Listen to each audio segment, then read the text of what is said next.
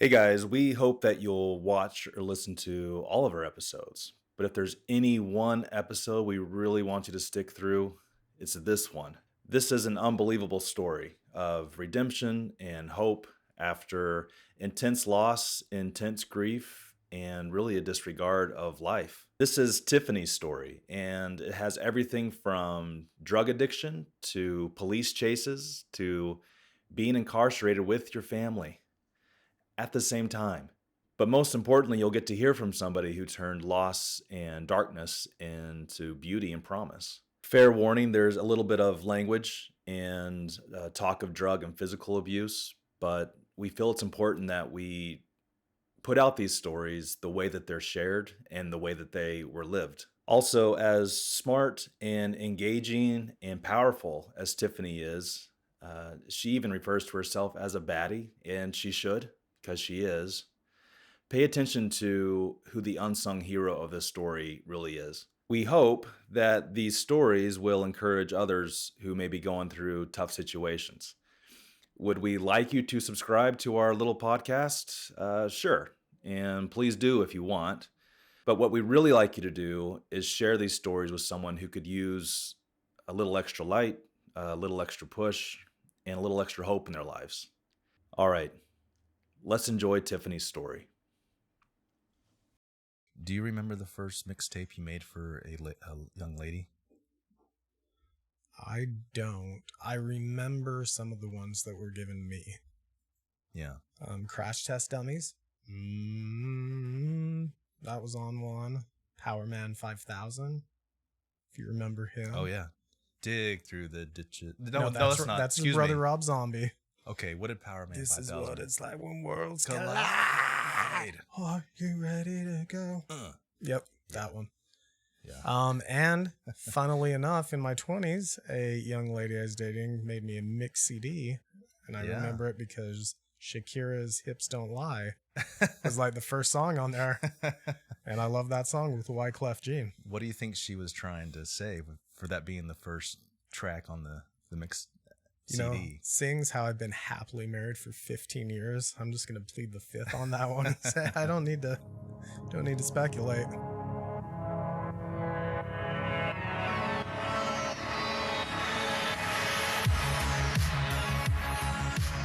Cody.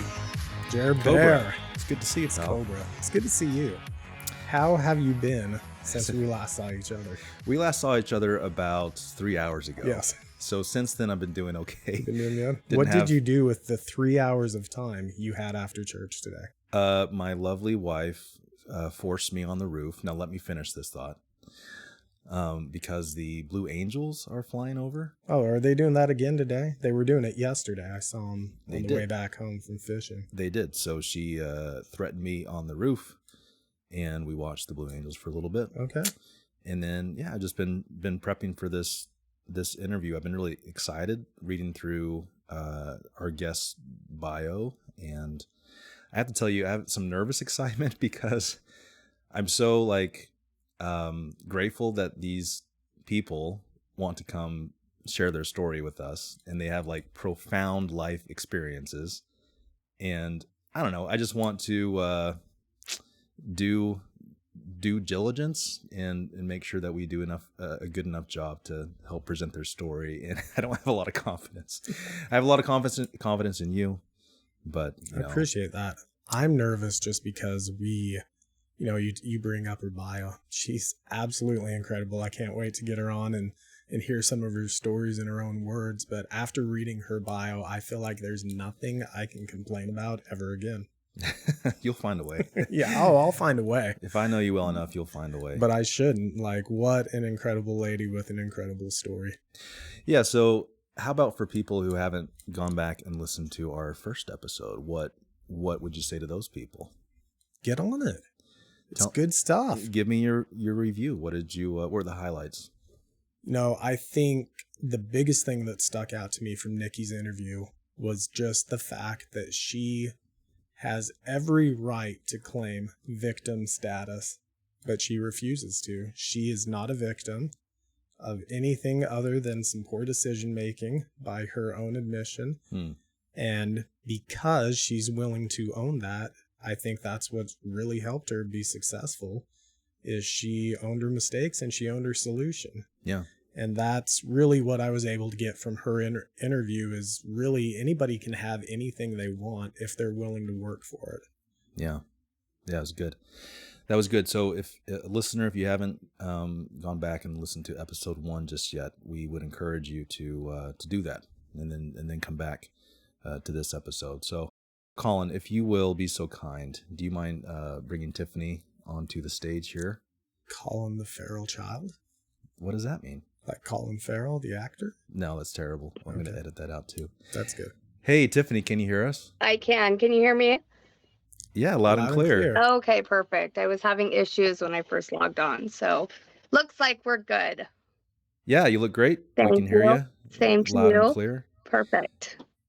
Yeah, so thanks for making time for this, and like I was telling Cody, it's cool that you entrust us to to be able to give you a platform to talk about your story, and we're real excited to talk to you. So where are you right now? Are you in California? I am in California. It looks like I am probably in like Alaska, because it's currently 38 degrees here somehow. Really? Wow. In Southern California. We got a random snowstorm yesterday, and it's just decided to stay all weekend, which is great. But I'm like in the mountains in the country, which is kind of a hidden gem in Southern California. I'm between 2 major cities in the middle of nowhere.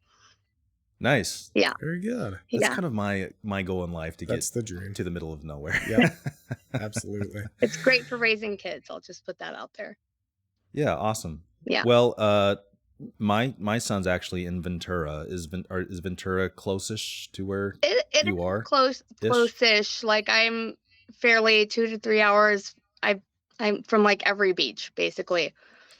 Nice. Yeah. Are you a Californian by birth up till now? I mean, is California your home state? By birth, yes, but then my family relocated during the recession of '95 to Las Vegas, and then I spent like the majority of my life in Vegas. I'd say up to like 20 years, and then I relocated here for my recovery. Nice. Right. Have you spent much time in Texas? No, not even a footstep. Okay. So I was going to ask, who had the better Mexican food, California or Texas? Because I know that's a pretty big debate. We're a big competition, I hear, but I wouldn't know personally. Well, we'll have to get you down here to Texas sometime. How did you hear about this podcast, Tiffany, and how did we get connected with you? So Nikki is your producer, and I have known Nikki since 6th grade, and we grew up together on the outside of Las Vegas.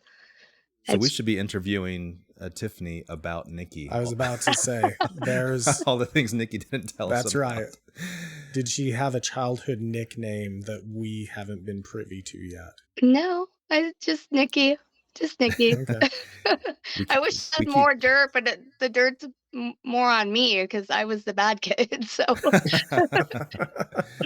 Well, that's awesome. So you saw, so Nikki, our producer, she kind of put out into the ether this idea of this podcast, and was looking for people who might be interested. So it sounds like you guys connected, and have a story that you'd like to share.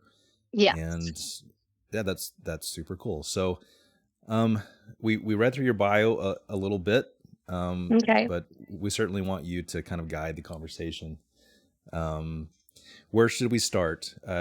We know that you have a couple of girls. Is it 2 or 3? So I feel like I was a little unclear about that. I do have my daughter who is in heaven, and now I have my older daughter, and then a bonus son, and then my youngest son who's 2. So 10, 9, and 2. Nice. Yeah. Very good. And we have a very blended family. Very good. So you spent a lot of time in the Vegas area. Yes. You made your way over to California. Correct.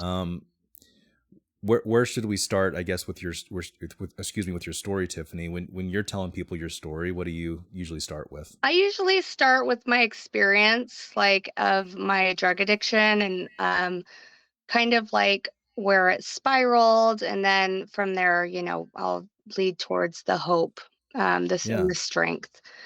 So for me, I was a party kid. I was brought up by two addict parents as well, who just weren't really provided any good tools on how, I guess, to prepare for trauma. Like my family ran away when it came to any type of trauma or any type of mishap that happened to them. It was like, oh, okay, well, I mean, I don't know, you could deal with that, or you can just use drugs to cope with it. Yeah. So that's kind of what taught me to deal with trauma. And for me, it was, I didn't want to be anything like my mom. And no offense to my mom now, because now she has a lot of clean time on her belt, which I'll get to that. But Mm. for my mom and I, she introduced me to meth when I was 14, and I think she was just going through her own divorce and loneliness, and she wasn't able to conceive again, which was their goal in their marriage. And for me, it was like, okay, well, I guess I'll try meth. Like, why not? Wow. And partying was cool because we lived on the outside of Vegas, and there was just nothing to do there. Like, okay, getting into trouble was just fun. Yeah. So, and it wasn't Did really like, you go ahead. did you start with meth? Like, That was was that your first drug? just like something I dabbled in. Like, okay, that's, it's fun, but it wasn't my get down. For me, it was, Yeah. I smoked weed like day and night, constantly, all the time. And that Yeah. led to like, I had, I think, like a 1.6 GPA or something. It was just by a miracle that um I ended up graduating, but that's just another whole story in itself. My mom, she divorced her, and that my stepdad didn't work out, and she just really wasn't able to take care of me, and she was going down this really dark path. And I started seeing, this is my example of meth. So I tried meth, right, and I didn't. It was like, okay, but then I saw my mom like going into the psychosis, and that was my example. Like, she was hearing stuff in the walls, and then she was covering stuff with black tape, and I'm like, dude, what are you doing? She's like, Mm. oh, the FBI is watching us, there are cameras everywhere. I'm Wow. like, okay, that's not happening. There's no way. There's absolutely no way that the FBI cares about us. So, um, I I just did everything I could to just leave the situation, and I met my high school sweetheart. He convinced his parents to just take me in, and then this is my senior year of high school. We relocated to South Dakota, and I knew nothing in South. Excuse me, sorry, I'm dealing with this cough. It'll come in and out. So, You sound Easy. um, great. so I relocated to South Dakota, and again, like by some miracle, like I just didn't get into the socialite there.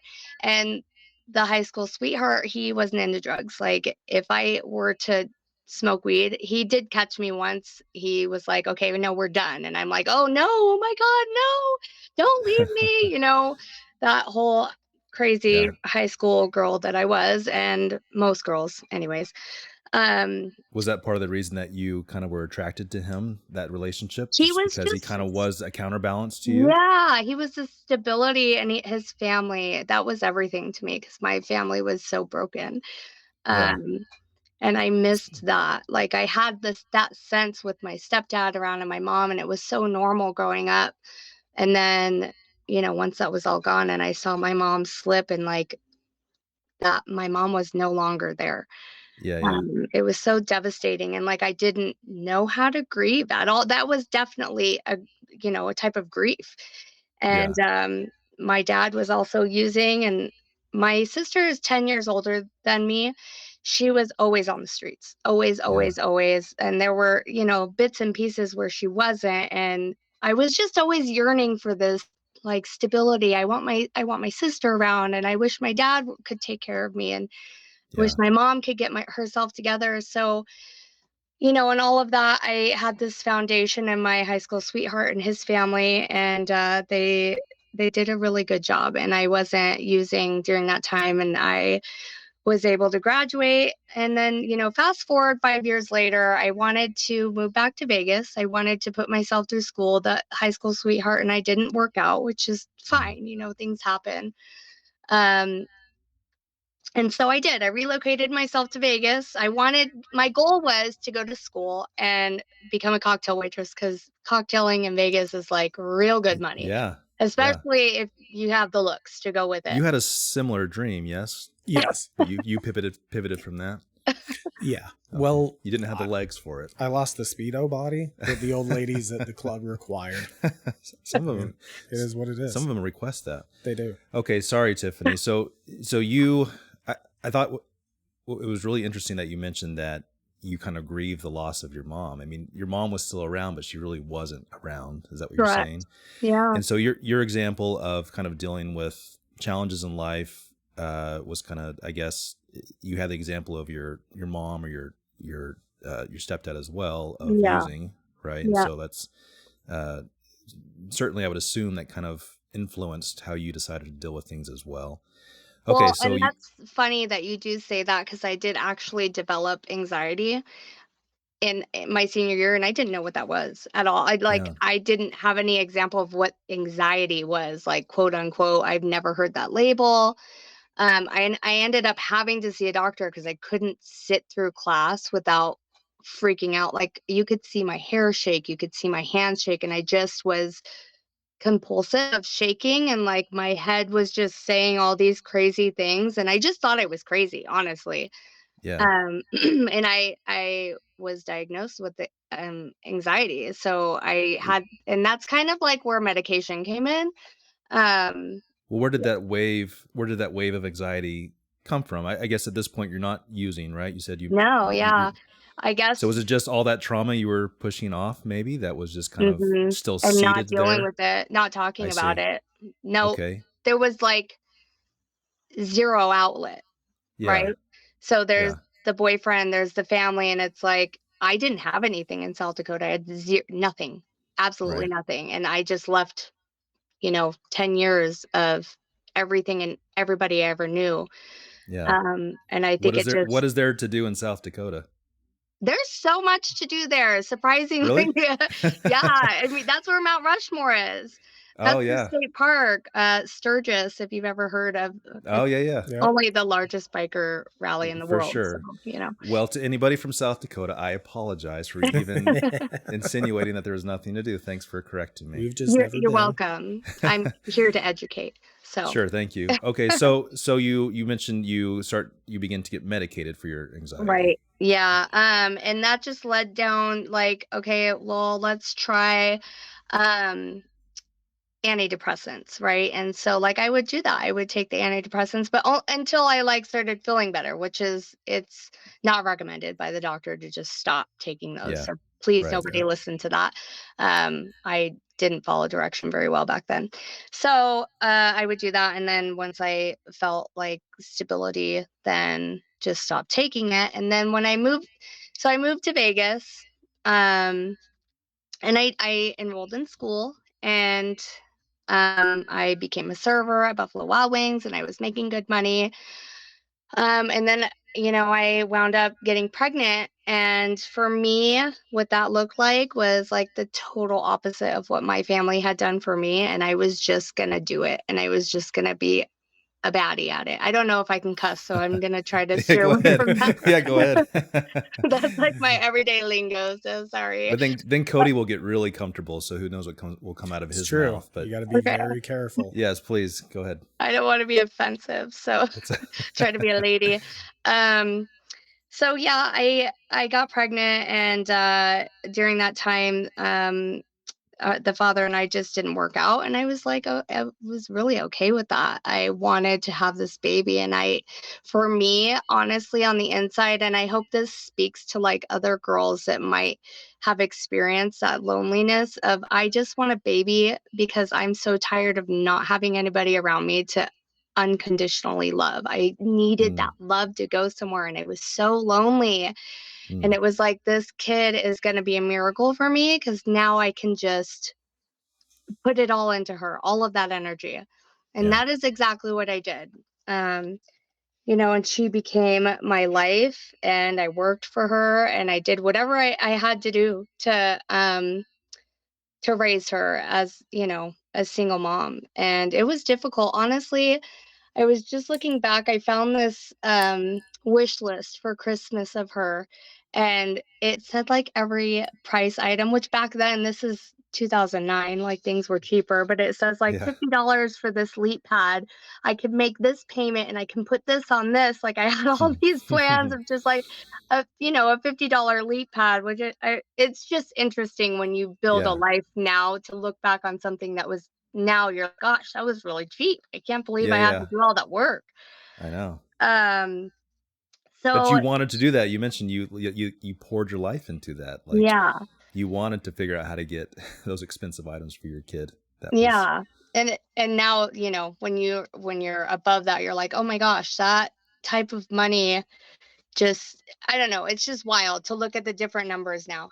yeah. So anyways, I I think I did a relatively really good job of raising her. And then dad came back into the picture, and he was phenomenal. He fought to have his rights, and I'm like, you know what? Absolutely. Like, who doesn't want a father to fight for their child and be there and be present? Like, I wanted him to be around. And so we co-parented wonderfully, I think. And by happenstance, I'm just going to fast forward to the trauma. Like, I was working two different jobs, and I had gotten to my second job. It was on Monday, and Emily, that was my daughter's name, Emily.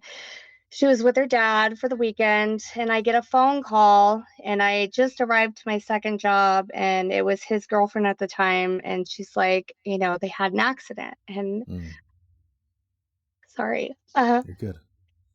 I just kind of knew, like, okay, this is not going to be good. Like, so I rushed to the hospital, and they don't like let you go in if they're not alive. So I didn't really understand that either, because you you just don't know when you're walking Yeah. into something that absurd and unbelievable. And they put me in a room to wait to find out like what's going to happen next. And I was alone. And then the social worker had come in.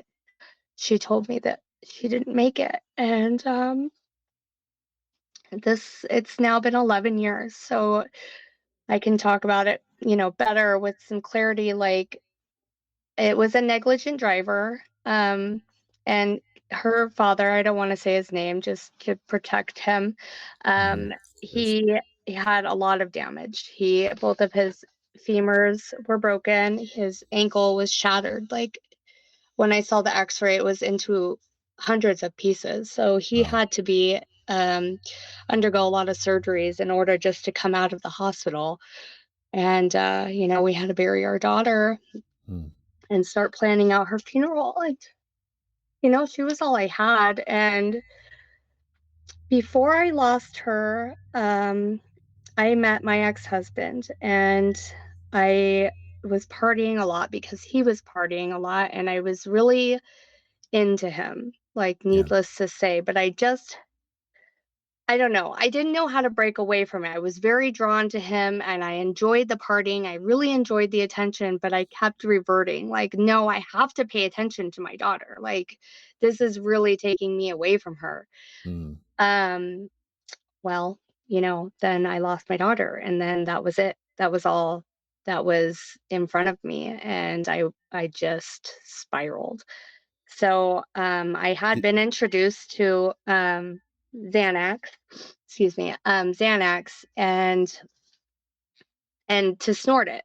So hmm. that's kind of like where that took off. And then after I had my daughter, I had gallstones. So I'm sorry, I'm kind of reversing a little bit. No, you're I had good. gallstones, and I had to go through surgery of removing my gallbladder. And that's when I really was introduced to opiates. And I Yeah. really loved opiates. Yeah. Like, damn, this is really what I want to achieve in life, is just to be numb. Yeah. But you don't really know what you're numbing if you haven't dove into those layers. And I was constantly running. That's what I was taught again, Can I confess that was the best part of my knee surgery? Is the painkiller. So I totally get that. Okay, Yeah. so you're introduced to opiates. That was kind of your jam, I guess. Right. Yeah. That's when it was like amazing. So, once I lost Emily, I just, Xanax, I'm snorting that at night, and then opiates. I managed to like figure out how to get it on the streets and outside of doctor shopping, which back then, if anybody is listening right now who did oxycodone during that time, it was like cool to manipulate a doctor and go doctor shopping and go to different pharmacies. And, I multiple was, prescriptions. Yeah. I don't know if you guys have seen those. I can't even remember what the shows have been called that were like released on Netflix and Hulu about the painkillers, but it's so identical to what that life looks like of the patients like seeking out medicine. And I snorted them. Yeah. And I loved it. Like it was just the best thing ever. I loved being numb. I loved running away from all of the problems I had in my life. Yeah. And that just kept spiraling deep. So when I lost Emily and I was with the ex-husband, I decided, God, what a really good idea to have another kid and just bring a baby into the world, into my mess, right? Like Sure. we're such sick beings. And I know that other people that are addicts listening to this, they can relate so hard. And I just didn't want, I was a mom without any kids on earth, and it was like I cannot live this way. There's just absolutely no way. So that's what I did. Well, you had this huge void. Sorry again to interrupt you. You obviously No, had it's okay. this huge void in your heart, losing Emily. Mm-hmm. I'm sure it was, I'm sure it was somewhat comforting to think that you could have another child and be able to replace that love, or to some extent that void, with another child. And can I ask you too? You mentioned obviously you're dealing with the loss of your child, but did you also have to deal with, I guess, some guilt? Did you attach guilt to 100%? Because you mentioned Guilt, you had the new guy, you were shame. kind of partying, you weren't maybe spending as much time with your daughter. Yeah, And that absolutely. certainly probably attributed to some of that spiral as well.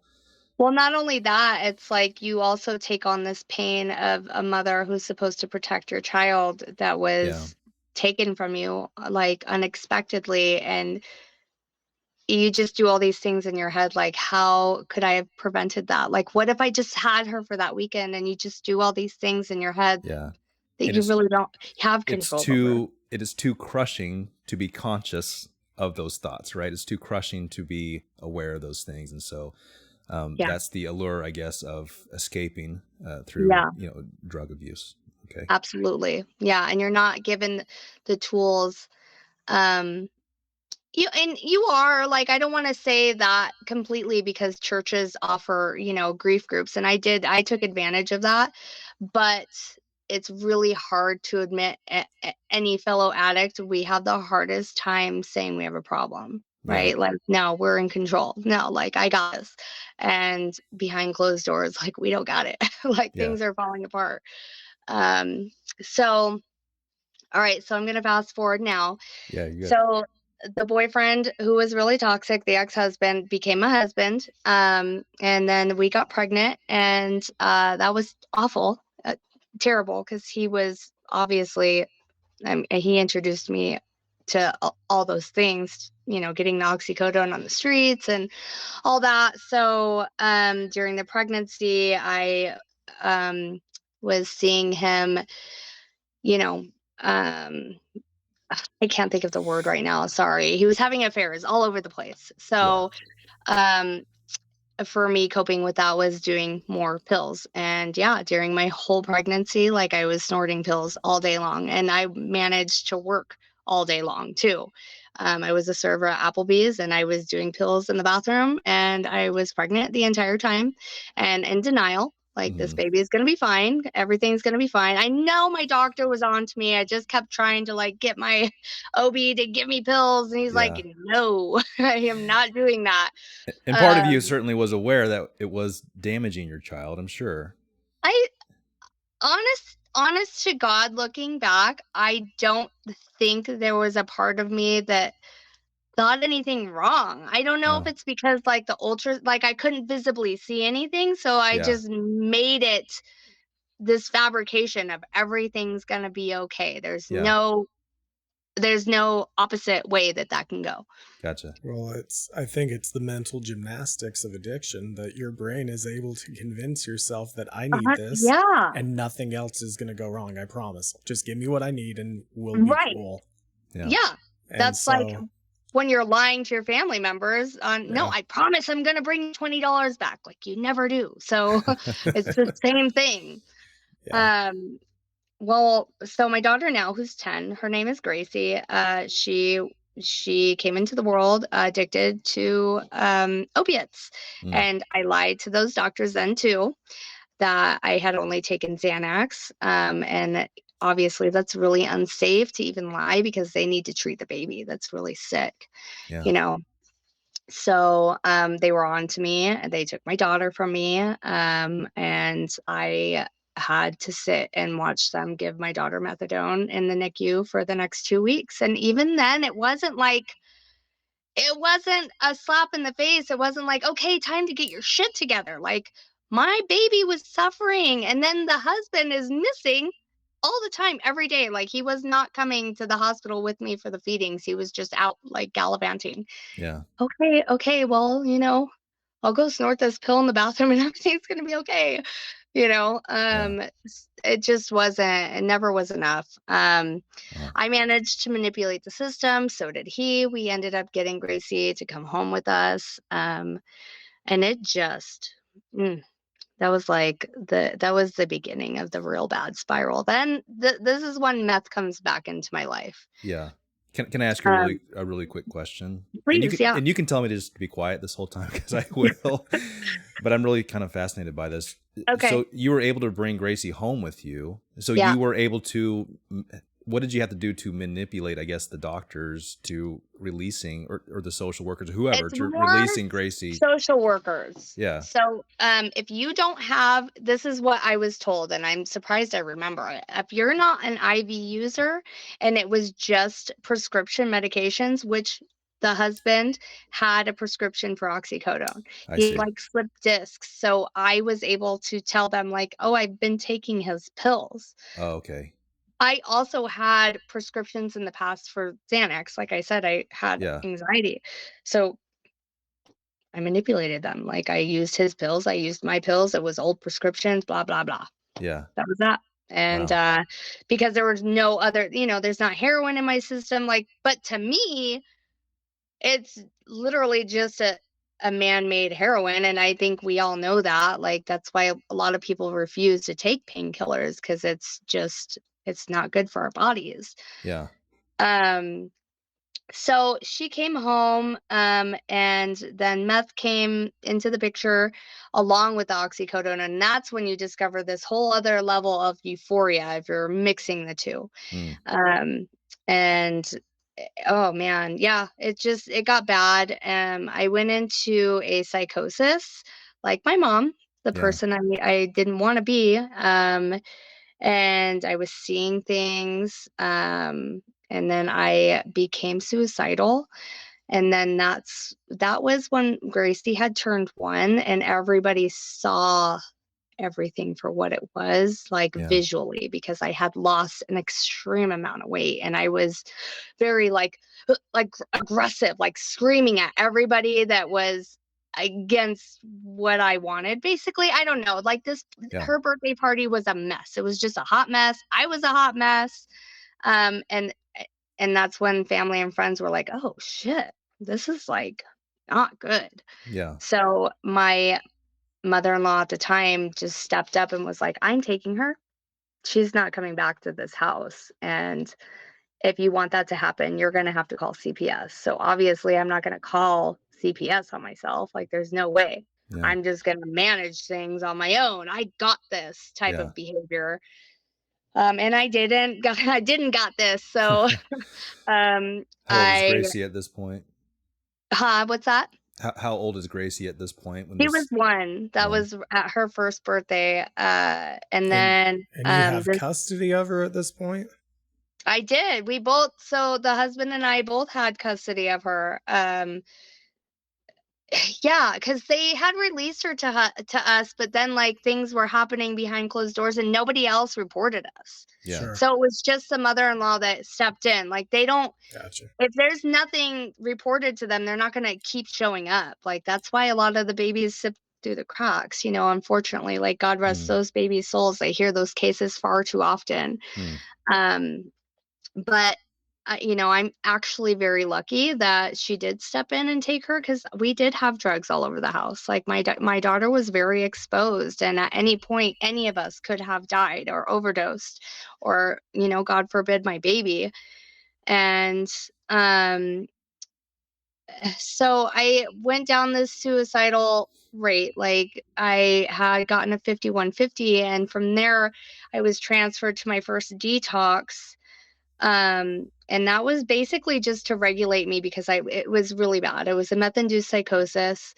And then when I was released from that, it's hard to really place what happened, but again, I think that someone did call CPS on us, and Gracie was taken again.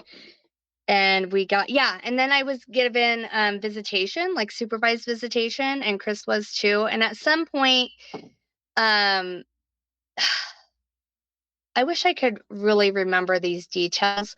At some point, she was taken completely, and then I left him. Okay, sorry, I'm trying to piece it together in my You're head, good. this part, because it You're was good. such a mess. Did you check yourself in, Tiffany? You mentioned The suicide. So my dad actually called, because I had been calling people like that I was going to kill myself. okay. And they called 911, and they chased me down, and my car had ran out of gas. Wow. And I hid under a bridge, and I had a bottle with me, my bottle of Xanax. And that was my intent, was just to take all those. And the cops like got me out of the bridge, and they asked me like, what are you doing? And I told them, you know, I was going to take all those pills. And that's when they locked me up and took me to the hospital, and they transfer you to a detox if you're not, you know, regulated. So you were so terrified of, I guess, potentially ending the addiction or ending the lifestyle, that you took the pills, and you went on a chase, essentially, like the cops chased you down until you ran out of gas. That's incredible. Yeah, 100%. Instead of just willingly being like, okay, I have a problem. Like, Right. no, it was, look, I'm going to say it. This is what I was doing in my head. Like the justification was, I'm a piece of shit mom. Yeah. I suck at life. I already lost a daughter. Now I lost another daughter, and I can't get my shit together, and nobody wants to help me. Like that's that void where it's like, I've been so lonely for all these years. Who's gonna help me? And it never occurred to me that I could help myself. You know, it's not like there were therapists all around me telling me like that's a thing. So all you've been taught at this point is to, if it hurts, take something and it'll eventually stop hurting. And that'll come back and just take a little bit more. You can't blame yourself for that. That's how you were taught to deal with things. Yeah. Yeah. And I don't think like the consequences ever kicked in. It wasn't like, oh, you're going to lose everything, or you're going to end up in jails or institutions or death. Yeah. So eventually, you know, I left the ex-husband and I worked on myself. I really I thought I was doing it. I got all this money from losing my daughter, because we won the lawsuit because it was a negligent driver. So that was my intent. I'm going to leave the toxic husband, and that's how I'm going to get my shit together. And that's how I'm going to get Gracie back. But that's where I had another spiral because I was regulated on more pills. I was given mood stabilizers, and if you're familiar with Seroquel, if you've heard about you gain weight taking it.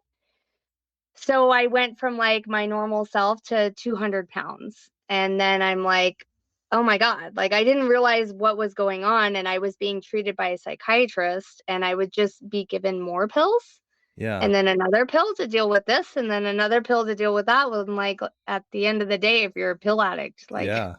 don't give a pill addict more pills, That you know? kind of blows my mind that was the prescription. Right. Let's check your history. Okay. How about we put you on some more pills? Sounds like you're good with pills. Can we give you some? Wow. Okay. Right? It's so absurd. I cannot. Let's just set you up for failure Yeah. again. Okay.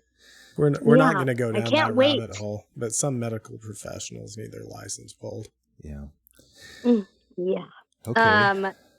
Well, then I was treating the opiate addiction with a methadone clinic. Yeah. So then at a methadone clinic, they test you. Like, you're tested every week in order to get your doses. And then if they see something you're not prescribed, then they question it and you don't get your dose, blah, blah, blah. Well, needless to say, I managed to do that. And I totaled 3 cars that year. This was in 2016 because I was so high. I was taking the methadone, I was taking the Xanax, I was taking the Seroquel. Then I was taking oxycodone on top of it. Wow. At one of the times I had totaled a car, I slammed into a light pole. The light pole landed on the car and I completely blacked out. I woke up handcuffed to a hospital bed. Wow. And I just had no idea how I got there, like zero clue. And the ex-husband showed up. So I'm just going to say this, like, I was the hand that fed him. Like, he was always going to be there to see. quote unquote save me because he saw that he was all I had and I always had the money to get the pills. Right. Sure. There's a kind of codependent situation. Yeah. So then he managed to tell the cops, like, oh, someone ran her off the road. And they believed him. And so I was able to be released, which, like, I should have gone to jail. This gives you a lot of confidence in all of our society. systems, yes? Right? Looking at all these lots systems of confidence. Okay. Wild. Yeah, for sure. Our tax dollars hard at work, baby. Okay, so you get right? out. So you get out. Do you reconnect with the dude, the husband? Of course. Yeah. Yeah, because it's so easy. Yeah. And I'm so lonely. Yeah. And that just became another mess. And where's Gracie at this stage? Where's Gracie at? She's with the mother-in-law, was with his mom the whole time. Okay. Thank God. Yeah. So I was getting visitation at that point though, because I had gotten my own house. And I think I was actually awarded custody at that point because I was getting overnights alone. And then during that time, I discovered the needle. Oh. So the needle gave me the ability to not eat because I was shooting up meth. And I was so overweight, and that was the impulsive behavior. Like, we want that instant gratification, right? I was so tired of being fat, and that was just the answer. Instead of like, okay, let's get off the medications, but I was given that by a doctor. So how else? You just don't know any better, right? Yeah. Well, I blew out a vein when I had Gracie one night, and it was debilitating. I couldn't move my arm. I had to call the ex-husband to come over and help me because I was trying to give her a bath and I could no longer move my arm. I couldn't feel it. And then my heart started rapidly beating. So then I thought I was having a heart attack on top of it. So we had to call 911. And that was it. That's when Gracie no longer came over. And then we started going to court, family court, because I filed for divorce. And before you go through divorce proceedings, you have to do the custodial. And he ended up winning. This is another slip in the system that is like profound. I cannot believe it. I don't know how he did it. I still have no clue. He won full custody. My limited understanding of this part of the system, it's usually it's very difficult for the father to gain custody. It is. It typically goes to the mother, but somehow he was able to manipulate, or there's additional manipulation, So failure of the system. All those things just happen to be a perfect storm, I guess. But for me, they saw all the drugs in my system, and I don't know what I wasn't taking. So yeah, but he's using I as remember, well still at this point. He's an addict. Yeah. But Yeah. here's the difference, and I don't want to cause any offense if anybody listens to this that I love now today, because we've all made amends and Sure, we're all in such a good space. There was enabling happening for him, and for me there was none of that. Like, it was just me running the show. So I don't know if he just got clean for those 2 weeks, right? Like, because you can do that, and he knows when the drug test is coming, especially if we're gonna go have like a set court date, right? Yeah, sure. And a lot of people told me not to use during that time. I wasn't gonna listen. So it was the best thing. Back then it was like, well, God, fuck everybody. I can't believe you're all against me. Like, how dare you? But at the end of the day, like, everyone saved my life and Gracie's. Yeah. So I just took that as like, cool, you know what? I have nothing now. Like, what do I have to fight for? What do I have to live for? Yeah. Like, what's cheaper than oxycodone? Oh, heroin? Oh, give me some of that. Yeah. And that's what I did. I turned down the darker road, and that's black tar heroin. And then I mixed that with meth, and soon enough, this was just a year. I'm shooting up, and I just have like no veins left. Like, I had abscesses everywhere. I had been incarcerated, I think 3 or 4 different times. So the last time I went to jail, this is gonna blow the tops off of everyone. It's one of my favorite pieces to share when I'm in a meeting, is that my ex-husband, my mom, and myself all went to jail. All got arrested together. Well, a family that does And things together, there's something to Stays say for together. that. Yeah. No, that's incredible. Were you all at the same facility? Yeah. Well, my mom and I were in the same. Yes, actually, we Pretty much. the husband got out first. Yeah. And then my mom and I were in the same pod together. Wow. That's Now, incredible. Why did you keep getting incarcerated, Tiffany? I mean, obviously you're using drugs, but are the cops catching you using? Are you Just stupid. Like, there were so many. I was driving, probably, I don't even think I had registration. I think my license was revoked because of the cars I had totaled. Yeah. Like, I wasn't taking care of anything, you know? Yeah. So that was a couple of the reasons. I had been pulled over, but this time I was evicted out of my house. I didn't pay the rent, which is not a shocker, right? Like, drugs are so much more important to pay for than your rent. So we we left the house, and we didn't have anywhere to go. And I didn't even tell you, like, my mom had shown back up. I told her to come to Vegas. She was homeless in Fresno. And I'm like, you know what? It's a really good idea for you to come to my house, because I have a house. Yeah. Like, but I'm not paying the bills. Of course, I'm not going to say that part. Yeah. I've got a house. Come here. Like, we'll be good together. Yeah. No, my mom and I were like, not good. Yeah. And we're stealing needles from each other. It was so dirty and gross. Yeah.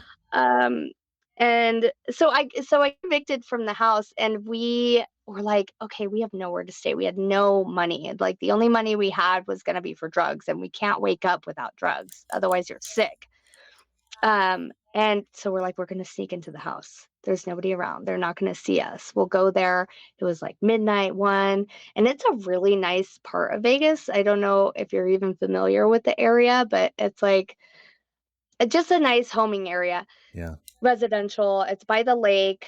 And of course they called the cops, whoever saw the car pull up at like 12 or 1 in the morning. And my mom walks up, and she's trying to get in. She's like, messing with the window. And all of a sudden the cops come up, and the husband was like, oh, let's take off. And I'm like, we're going to leave my mom? Yeah, leave your mom. Okay, let's go. So we bust out of there, and sure enough, they arrested my mom for like breaking and entering. And then they pull us over, of course, and they searched the car, and the car had old needles and, with heroin in it. So it was possession, it was felony charges for both of us. And How surreal yeah, how surreal is it to think back of just this situation? You and your mother right.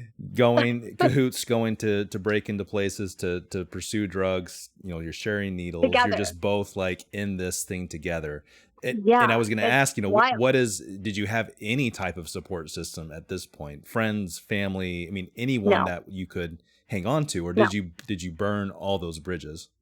they're all gone. Yeah. Every single one of them. Nobody talked to me So all you because have, everybody was there throughout the portions of getting Gracie back. So yeah, I had burned those bridges of getting her because I had to ask everyone to supervise for me yeah, along that way. yeah. So all you have is these people who are Mhm. just as dependent on this lifestyle, On this drugs. substance Yeah. as you are. Mhm. Wow. Yep. So then I'm just going to cut this part short. It After we got out of jail, all of us, all three of us, there was nowhere for us to live. I'm the only one with money and income. Hmm. And it wasn't from work. It was from my money from my daughter, They right? lost it. Yeah. Um, it's it's like a lifetime thing. So I always will have a check in the mail Yeah. every month, if that just helps to understand the situation. So, Yeah. so the husband and I get a place together, and I just want you to know, like, the divorce is finalized. We're no longer like legally together, but we cannot leave each other because we're just that sick together. Yeah. Um, well, it ended up getting violent. Like, we had been violent before with each other, but this time it turned into like me getting punched in the head. And I guess that's all it took finally for me to be like, this is sticking wrong. Mm. Like, and I ended up calling. Honestly, I couldn't call the cops. He is that manipulative, toxic person that isolates the girl and gets her away from everybody and deletes all the contacts from the phone. And I just wasn't, it didn't hit Yeah. anywhere at home for me. And so I had no contacts. My phone was not working, like none of those things. So I had to ask the person we were staying with, call 911, like he just hit me. And of course, I'm this crazy person that's, crying wolf all the time because Yeah. I'm crazy every day. Yeah. And I'm filled with abscesses. So one look at me, it's like, oh my God, Hmm. what's wrong with her? Um, so the cops came and they were like, well, what do you want to do? Do you want to press charges? And I'm like, this is like the first time I think my head was a little rational because I'm not high at this point. It's more I'm getting well. Like every single day, I'm just using enough to not be sick and not have withdrawals anymore. I'm like, I can't press charges because if I do, they will really go in and take Gracie. Because he was using with me. We were staying in this house together. That's when CPS is really gonna come take her and put her in the system. And I Yeah. couldn't do it. So you mentioned that you're just taking enough just to feel okay. Is it because Hmm. you had some designs at this point to continue? I'm sure I would assume that you always had designs to get Gracie back, but I guess at Yeah. this stage, maybe that was It just more of a goal. It was. It was a goal, but it was like, I couldn't. He was the only one with the car. I lost the car. It was just all of these justifications. Like I had to keep him around because I believed he was the only way I could get close to Gracie because his mom had her. Sure. If that makes Yeah. Yeah. any Yeah. kind of sense. Totally. But how do you Okay. decide to oscillate from delving into black tar heroin into just doing enough to just not be sick? You know what I'm saying? Like, Because you don't get that high anymore. yeah, Honestly, like for me, I don't know because I've never been in the fentanyl scene today that I know is very crazy because I have a niece that's suffering out there now. Um, it, it, I don't know. I could take like a whole shot and it's not going to knock me out. It just never did anymore. gotcha. It was always just enough to Yeah, not be sick. yeah, That's just how it was. So I think though, if I was using fentanyl, it would be a different story, because when I see those stories, they're overdosing, and like, thank God I never yeah. experience that. I never overdosed. Yeah. And I've seen people do that, and it's very scary. So yeah, so I my sister had been calling me, and I'm just gonna we're gonna go that route now. My sister had been calling me over the past year, and she's like, she was in treatment. She was living in this homeless shelter, her and her husband and her kid, and she just kept planting those seeds. Like, come on, like, why do you want to live that way anymore? Just come out to California, just come recover. And I'm like, you don't fucking understand me. You never lost a kid. Nobody gets me. I'm going to continue using. Yeah. It was just every single excuse to numb it all, right? Mm-hmm. And be pissed at the world. And so I just, after he hit me and I couldn't press charges, is when it dawned on me. I like looked in the mirror, and like people wouldn't talk to me. I'm like walking down the street, and I had all my stuff in the suitcase, and I scared people. And I think that's when it was just the reality. I was like, oh my God, what is this? Yeah. What am I doing? And I had nowhere to go, and there was no hope anymore. Zero. Like, I'm not going to see Gracie. Why do I keep thinking he's going to save me? He just punched me. Like, I think if I turned my back, he probably would have killed me. Mm. And really, like, that was the reality that set in for me. So, yeah. So this is your rock bottom then? That's my bottom. That's it. I was walking down the streets of Henderson in Vegas, where I'm looking around, and I was begging people to use their cell phone, and they were like, "Ooh, I don't really want you to use my cell phone, Yeah. because you might put like a disease on there or something, Sure.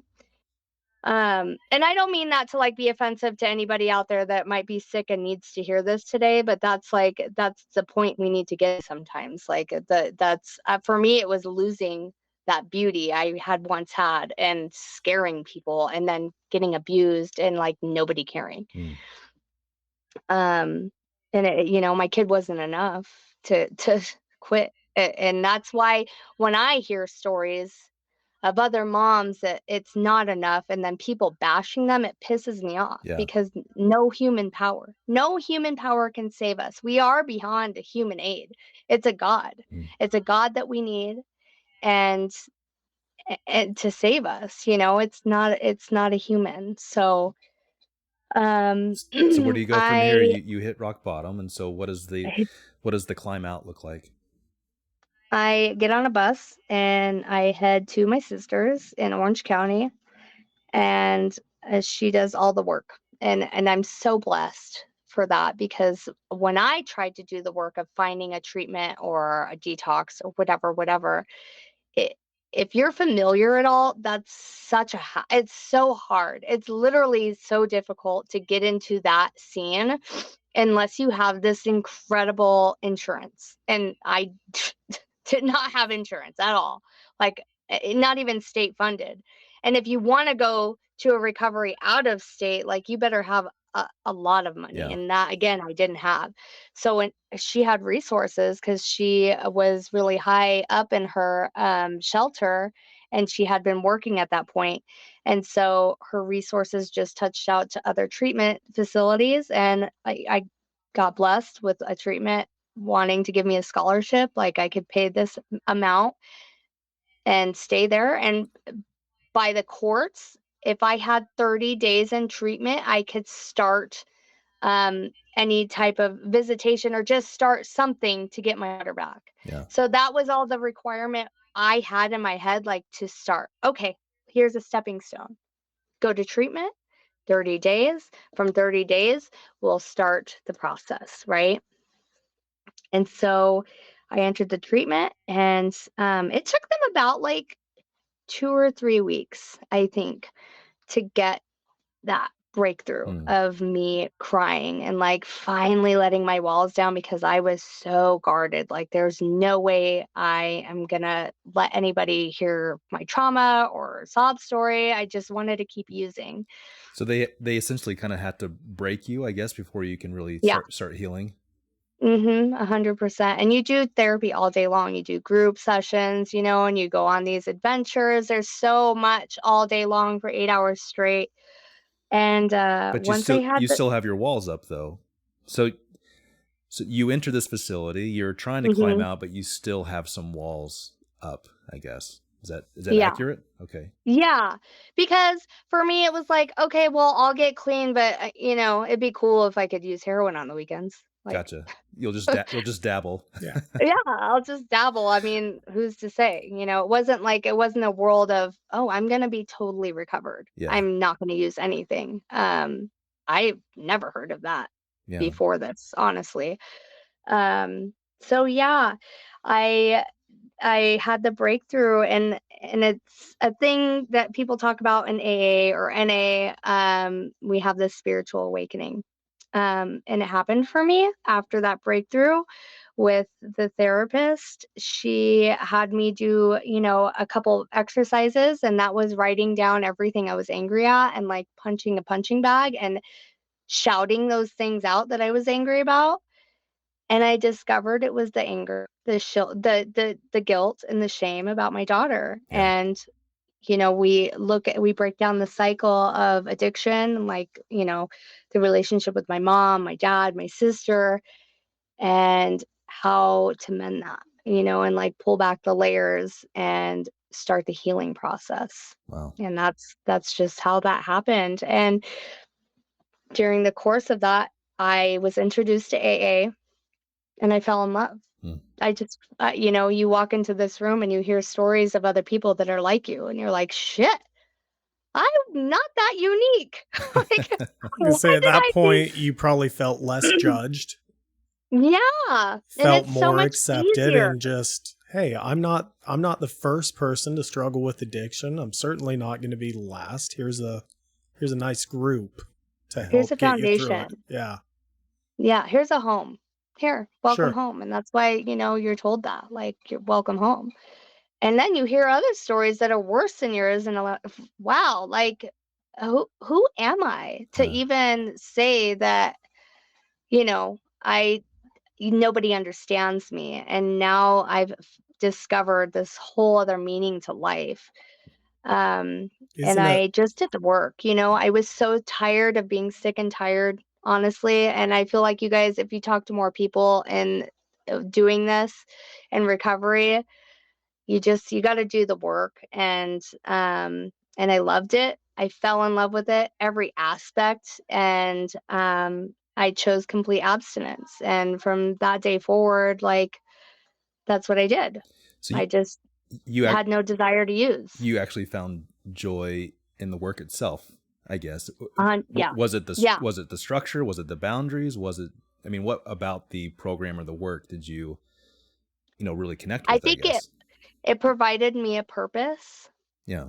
because my story was profound, but not that unique, but it was enough, like, to share. So I was given, like, you're given all this work, right? Like, to go to meetings. Okay, but there's so much more than that. You're not just a meeting maker. Like, you have a sponsor, and then you work with other sponsees. And here's the other part, is giving back. Yeah. So you go to panels, Yeah. and you go talk to sick people sitting in a detox with nowhere to go, Yeah. who are hopeless and desperate as well. And then you get to go there and share your story to those people. And then, they're applauding you, So and you're like, yeah, whoa. you could take your trauma, you could take the ugliness, I guess, of your situation and be able to actually utilize it to help other people, to minister to other people, to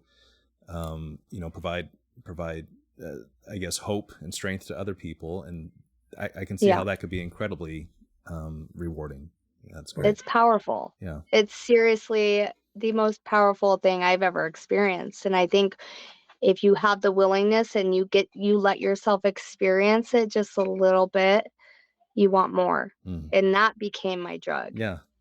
And it was such a positive experience. So then I'm like, oh, I want more of that. Yeah. How do I achieve another level of freedom? Yeah. And I don't know, then you're like, okay, well, then I'm going to go to intensive outpatient program. And I did that, and I graduated that program. And your confidence builds each time. Yeah. You're making progress. Yeah. But not just the confidence booster as well. Like, I'm also setting the boundaries of not talking to the ex-husband. And I'm like, whoa, who's this person? Yeah. Because I just suffered through that trauma with him for 7 years, like on top of the loss of my children, Yeah. not just child, and you have to develop that confidence, because if you're not, then you can sink back into that, mental state of, well, I suck. I am worthless, and it's just easier to use. So you discovered this person. You discovered this person happens to be you that you never knew that you had. You never knew you had that inner strength and that capability. I didn't. I had no idea, and I didn't have anybody sitting around telling me, like, you have a lot of potential, because I destroyed all of that in my life. Yeah. So we have to find a way to be something more, And once the confidence boost came, then I got to structure out this whole stepping stone of getting my daughter back. And luckily, the one person who didn't cut ties was my attorney, because I took care of her, thank God, like financially. Yeah. I hit her up and I'm like, all right, look, I managed to get 30 days sober. Like, I did the things the judge told me to do. I'm going to keep doing this. And that's when I got the graduation of the intensive outpatient program. And she's like, all right, well, we're going to go back for full custody. I'm like, what? No, like, I was given a no contact order. I can't just go back and be like, I want full custody. She's like, what do you have to lose? Yeah. And I will never forget that. Like, yeah, what do I have to lose? So, put on my warrior face, showed up in court, and you know what? That judge was really hard on me, and that was good. That she was hard on me, because I needed that, and it lit a fire under my ass. Sorry, I'm just gonna close this door really quick. No, you're good. So are you essentially going to litigation against your ex-husband, for custody? Mm-hmm. I see. Well, yeah. So, and here's the thing about that. I was alerted by people in his life to go fight for her. And that's why I was like, okay, I'm going to hit up my attorney, because I was going to wait longer. I was going to wait to at least have a year, because that's what I was told in the program by everybody else who had done this, is you need to at least have a year under your belt. But because I was informed of his living situation, and that he had a stepchild and his older son that were on the streets, essentially. And that's what I was informed of. And I wasn't in Nevada anymore to sit there and fight. And so I had to call CPS on him, which is such a wild thing that I was able to be in that position. Yeah. And by doing that, all those kids were saved, and he was able to get some help during that time. And that's when I started fighting, and essentially, like, because the judge was able to see through his bullshit, and CPS had come in and there was actual work done on their part with him, not saying they didn't do the good work with me, because they did the right thing. That's when I was able to go submit my drug tests and prove my worth, right? Like, I had a stable home, a stable job, all this recovery time. And like, I wasn't just given supervision, like supervised visits. I wasn't given anything like that. It was just, okay, you're going to have a visit. And then the next court date was, they saw his drug test results. They saw what was happening with these children, and no home. And I was a totally different person, and I was rewarded full custody. Wow. That's awesome. Yeah. It's incredible. That's great. And it's just like unheard of, because you do have to take those proper steps usually, especially for the trauma of the child who hasn't seen that parent for 2 years. It was a process, though. Like, I still didn't just go there and be like, oh, I'm taking my daughter. Like, no way. I didn't want to inflict more trauma on her. Enough had already been done. And I will say I never ever badmouthed her dad to her, because he also suffers, and that's the other big part, I think, of what I've learned and been educated on, and those boundaries and the therapy, is that you don't put down another sick person. He's sick, I was going to say, it's incredible that you have this compassion or empathy for him, knowing everything that he kind of puts you through and your Yeah. daughter through. You still have compassion and empathy for him. It's too easy to hate someone like that, Yeah. right? It's like eating poison and expecting the other person to die. Yeah. I don't want that, and she deserves at the end of the day to have both parents. And so, but like that's a very fine line, because yeah, he's still, to this day now I'm almost I took my 6 years this week on April 11th. Wow. And so excuse me, so it's been 5 years of her being with me fully. And she gets to have some supervised visits when she goes back with her grandparents to see her dad, but that's it. So Did you have to rebuild trust with your daughter? I mean, what no, did you because have she to was so reacquaint young yourselves? still. She was Okay. four when I got her, right? I, for her, the trauma for her and what she remembered was CPS coming and removing her from where she had just been for the past 3 years. That Yeah. was it. Sure. Okay. It was so confusing, right? Yeah. And through my therapy, I just expanded my tools with a relationship with her. And um, I I didn't mention that I met my current fiance. He's really my husband. We're just not married. um, we have a house and, a full family together, but we met each other in AA, and I don't know, things were just right. And like, again, this is something I do not suggest, because I had 30 days when I met him, 30 days sober. And like, you're Yeah. not supposed to do that, be dabbling at all. But Yeah. he was fighting for his son, and he was just, I never met anybody like that before, like a man of stature, and I was impressed by him. Like he had all these words of hope, and like reading the book of AA was just, it was so, I don't know, it was passionate, and I just, it was hard to not love something like that, Yeah. And yeah, we did it. We moved in together very quick, and I was either be about it or don't be about it, because I'm not going to play around. Like I've got a lot of things to work towards.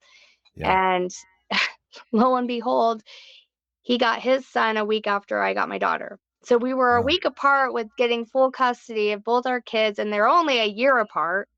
Hmm. So Gracie was 4, Deacon's 3, and then yeah. So at one point you had this. We talked about this void where you had nobody in your life. You had lost everything. Yeah. And now in this moment you have this new man, your daughter back, Mm-hmm. and essentially a son. Yeah. And I think that's just incredible. A That's bonus incredible. son, right? Like I Yeah. never thought I'd be a good enough person to raise someone else's son either. Yeah.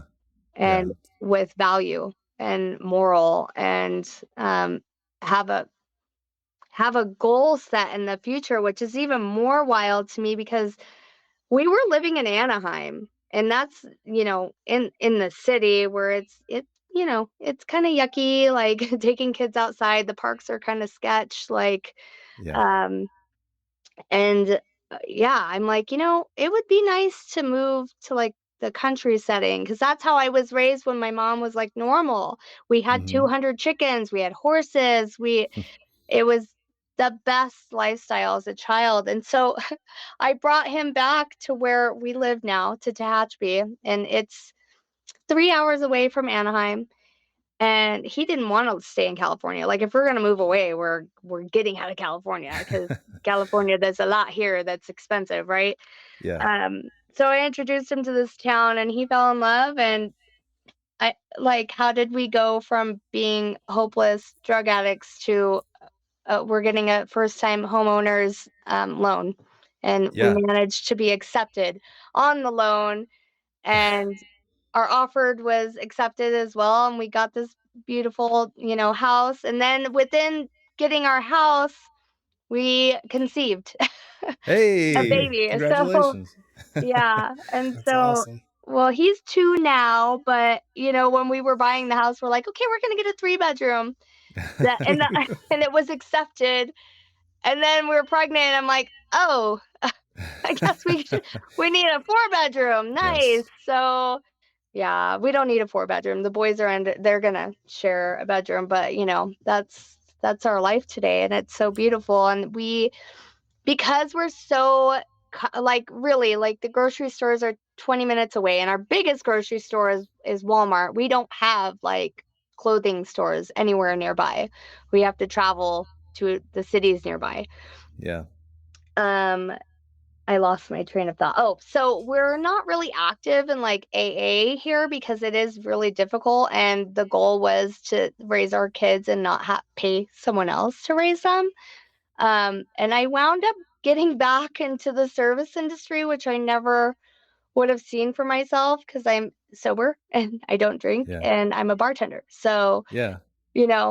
I'm sure anybody who drinks at a bar, they're like, oh, that's weird. My bartender doesn't drink. How does she suggest things?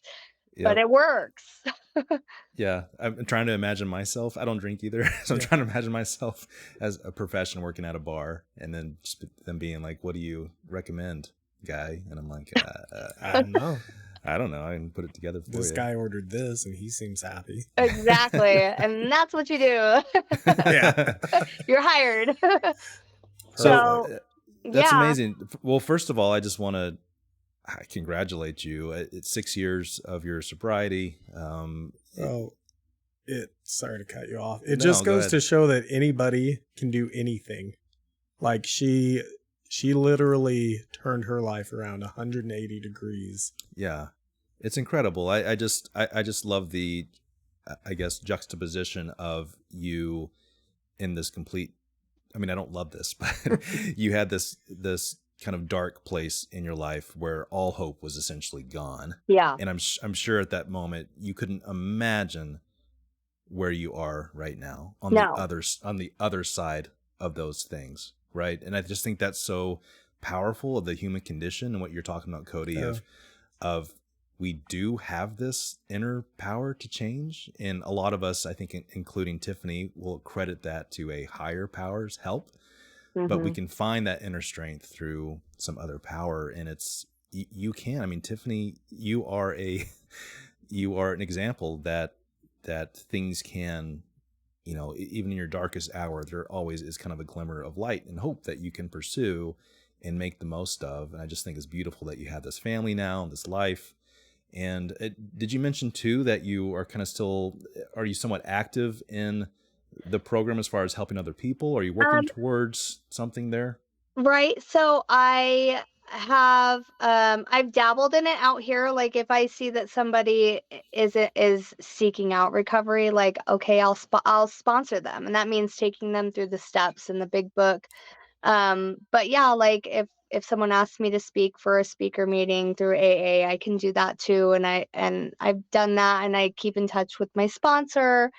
But the goal is eventually, when I don't have to be with my kids like 24/7, because I work at night and it's very part-time, I would like to be going into alcohol and drug counseling, because we Yeah. have a prison here. So there's a lot of jobs in that area that would be helpful with people in the prison system.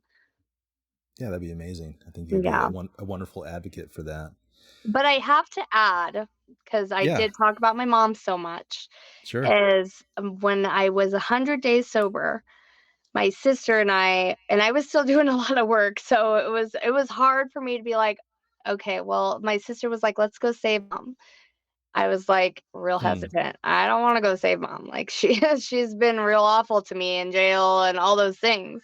She's like, no, we got to save her. Like, let's go Wow. out and find her and give her some hope. Like, she deserves that. We both are here. Why not give mom that option? So we did that. And within literally an hour or maybe even 2 hours of arriving to Vegas, I knew the area that she had been homeless in. So we just started talking to people, which is pretty easy if you're trying to find someone in the homeless community. And we found my mom, and she decided to surrender, and she threw her drugs down. I still have video footage of her like What? going through her bag, and she was, skin and bone. And We put her in a It's crazy. shelter, and we made her do the work because we both did it, like, no, I'm not going to take you and put you in my house. You got to do work. Yeah. Yeah. And she was that reality for her hadn't been a thing ever either. So she did the work. That's And now incredible. she has her own apartment, and she gets help from the state, and she has this great caseworker, and it's incredible to see her thrive. She gets to be a grandparent to my children now. Go mom. Yeah. I'm Well, proud of her. yes, That's awesome. yes, Mom. But I'm also just completely fascinated by this sister of yours who Yes. kept, despite you breaking connections with people, burning bridges, whatever it is, losing trust in people. It sounds like your sister was continuous in Hmm. reaching out to you and saying, "Hey, here's a lifeline. Come take it." Yeah, And she never gave up on you. Your sister's incredible. And she then is. she convinced you to go on this rescue mission to rescue your mom. Hmm. And That's not just only that, she is a case manager today at the the homeless shelter she was staying at. So she is Wow. she's an incredible being. Yeah, like if it wasn't for her, this family system would still be broken. Like, and I know she doesn't. If she listens to this, she doesn't want to take all that credit because God gets all the too bad. credit. We're gonna Um, give her some. she's very strong in her faith, and he is the reason for us having mercy. Um, but yeah, she's But she had to put herself in a position to be a tool for God, right? Yeah. She at least can get credit for that, to be yeah. receptive and be a Yeah. tool in His hands. So that's remarkable. I just this is exactly the content that gets us really excited about this premise. And so, Tiffany, what do you want to do with your story? I mean, how do you want to help people? How can we help you help people? But what are you hoping to get from sharing this? Um, honestly, it's always been to advocate for those moms who think so low of themselves and they're not worthy of going back for their children, because I understand so much of like worthlessness and really hating yourself and really like holding in all this anger and shame and like not allowing yourself to flourish.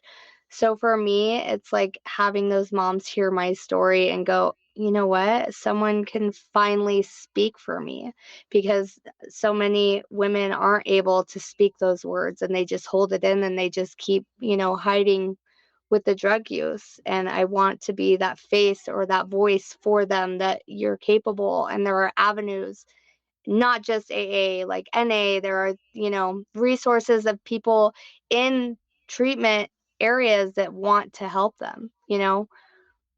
Yeah. What's the best thing we can do if somebody's listening and they have a excuse me, have a family member or a friend who's kind of going through drug addiction or similar things, and they want to help somehow?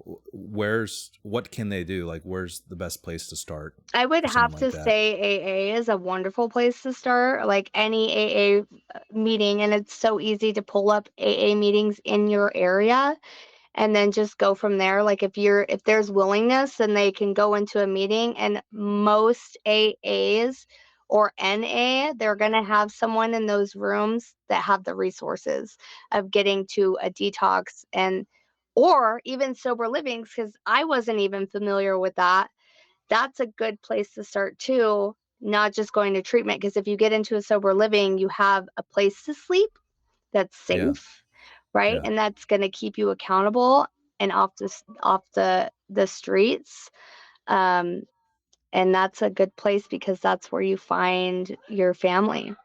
Yeah. Not your, obviously not your bloodline, but a family that you're yearning Right. for. That support group that you've been looking for, Yeah. that can relate to you. It sounds like that's been you told me I'd do that. That's I said fine. I wouldn't, but I You did. can bump it.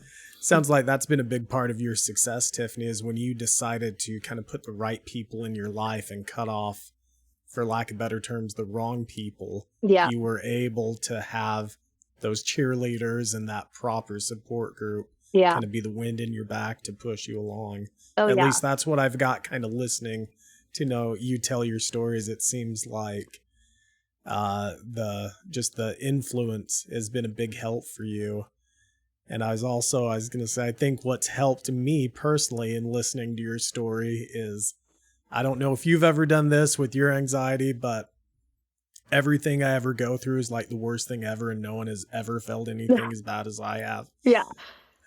And you start talking with people, and now you understand that, like you said, there's some people that maybe haven't experienced quite what I have, but there's some people that I am so glad I never had to have the trial they had. I will take mine and be glad that I got them. Yeah. And so I think, anybody listening, that's what my encouragement would be, is just, you're never alone. You might think you're alone, but you're never truly alone. And your pain is usually not that bad, like compared to others, and I know my pain is bad, but I have heard worse, where it's like, God, we're just so lucky to even be a vessel in this world if we can find that place of inner peace, Yeah. Sure.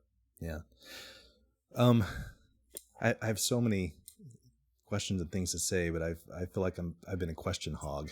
No, you're doing great. We're already at almost an hour and a half. Are we doing okay with you, Tiffany? Yeah, I just have crazy kids that are out there, but it's okay. I have a really good partner that's we're babysitting too tonight. So like the other kids tried to I'm in my daughter's room. Can you tell the pink wall? House full of children. Yeah, it's cute. It's lovely. Well, I think we're pretty close. What I want to ask Tiffany is, and I know you've kind of already alluded to this, but if there are people out there, Tiffany, that just really feel like there is no hope and they don't know how to find hope or even start to change things, I guess what advice or what encouragement would you give them? Please stop thinking that someone is going to come rescue you. Like I hate that I did that to myself, because that was just it was that's what I was manipulating in my head, So someone in my AA meeting calls our brain the shit manufacturer. Like, it manufactures so much shit all the time, and we just need to stop believing it and stop listening to it. And that's what you do in addiction or alcoholism or any sick place, really. You just keep convincing yourself, like, like for me, it was, oh, someone has to rescue me. There's just no other way. I'm just that important, that someone's going to reach out. But you know what? I am important enough to save myself. And I think there's something happening in the world where we do see a lot of women empowerment, and women are seeing that they are of value to save themselves. But there's a lot that do still suffer, and it's because if you have a predisposition, like how do you fight that? And you do that by the willingness. The willingness has to be there. And if there is, then know that there are avenues around you, and you could just step foot into an AA meeting and ask for help. And I think that's the biggest thing, because it's really hard to let go of your pride or ego, I was and about to say, it sounds like you're saying, let go of your pride, be willing to ask for help. Yeah, it's hard. It's even now, like, I'm sober and I don't want, I've done the sober thing. I'm a mom. I've got 3 kids. Like, all these people depend on me. And for me to be like, can you do those dishes? It's really hard. I love asking my kids to do dishes. Yeah. They never do them, but it's fun to ask. Right. It's an ego thing, and it's hard to get away from, but that's just an emotion, right? Like, it's not real, and you have to let it go and stop letting the emotions rule you, because it's destroying you, I would assume that you have to make a decision every day to continue to work on your sobriety, right? Yeah. It's not something that just goes away. So what do you employ to kind of keep that controlled and managed? So being spiritual, like, and that could be so many different things, because there's, a lot of different areas. navigate that. But for me, like, I don't go to church. I'm not a church person, but I am a spiritual person. Like, Reiki has been life-saving for me. Yeah. I love sound healing meditation, but that, because it takes me to a different place of Yeah. serenity. Yeah.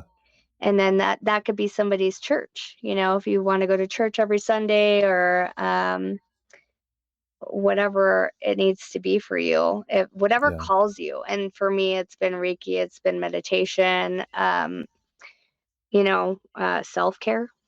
That's the other Yeah. thing too. But you gotta carve out those places in your life, because we do get busy. And for me, that's the meditation of it all. Otherwise, I could definitely go crazy and go get a drink, because that's real easy, Yeah. especially Right. as a bartender. But At the bar. Yeah. She's yeah, a bartender, which is even more incredible that you have that, that control. Yeah, yeah, I think anything that it reinforces your self-worth and your value, whether yeah. that's, meditation or Reiki or religion or whatever it is, it can be incredibly powerful. Well, it's getting outside, it's touching grass, it's just kind of Right. recentering yourself with everything that I'm going to say God has created, or your higher power has created, just carving out that time to just get out and be in it. I found my life has also been super helpful, so I love that. That's good. Well, Tiffany, your story is absolutely incredible. You are absolutely incredible. I think we are just kind of in awe of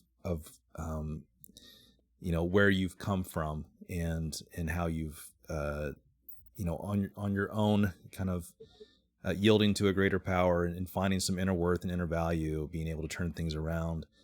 And we hope we can share your story. I mean, that's I think all three of us on this call are we share that ambition in common, that we just want to help people, Yeah. and give people some hope, and give people some something that they can look towards.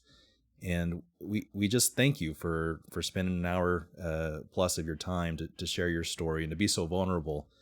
And I'm just really excited and looking forward to being able to put this out into the world, and through Tiffany's story, being able to help some people.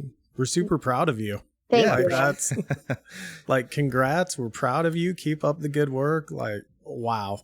Thank you so much, you guys. I appreciate your time and doing this for other humans, because we all are so deserving to hear other stories and find that hope, and the ambition to do something more than living in misery. And I hope and pray that this podcast can do that for people. Yeah. Thank you so much. I hope we can stay in contact and to see how Yeah, your family please. is growing. Yeah, absolutely. I am here. Throw us on the always. Christmas card list. Yeah, I'll be friends with Nikki for a lifetime, so you guys can I was going to say ask her. we'll become friends with Tiffany through Nikki. We'll That's just invite ourselves to Tiffany's friend group through Nikki. That's right. Yeah, absolutely. That's how it works. It's called networking. You've been incredible, and congratulations again, and thanks again for your time. And thank you guys. You have a good rest of your night. Yeah, you too. Good Okay, night. bye-bye. Thanks, Tiffany. See ya. Oh, so Okay. digest all of that. Oh my goodness. It I think with each of these guests, we're getting a blueprint. Nikki talked about ownership and kind of pulling yourself up by your bootstraps and being determined to do what you need to do. And Tiffany talked a lot about making sure you're around the right people. Yeah. Keeping positive influences in your life. And both of them, it's just, wow. I can't imagine overcoming all of that. I feel like we're gonna have to pay Nikki now, because she's so good at producing and finding these people. Right? Well, don't record that. No, Now she's got a case. No, I'm just completely endeared to Tiffany and in her story, and how uplifting it's going to be for somebody, and just how incredible she is. Her self-resilience and self-reliance is just incredible. So yeah, I think it would be, if there's anything we can do to help Tiffany at all, to help other people, is just to join with her and encourage people to find some help. Get on AA or NA, or if you are friends with somebody that you know is going through something, sometimes we are a little timid, I think, to get involved in people's lives, but it sounds like it's warranted, and we kind of sometimes need to boldly go do that. And Tiffany's sister, just to keep that connection with her and just never give up on her, and then go back and rescue the mom. Oh, that's right. I mean, come on. I mean, That's good grief. So what do you think? I already told you what I think. I'm impressed. I'm excited to get a few more of these guests. Yeah. And I think what I'm liking the most is just the hope. Yeah. It's literally, it's never too late. You can turn your life around right now if you decide to, and that's all it takes. That's what Tiffany did. One day she woke up after hitting rock bottom and decided it's time to start.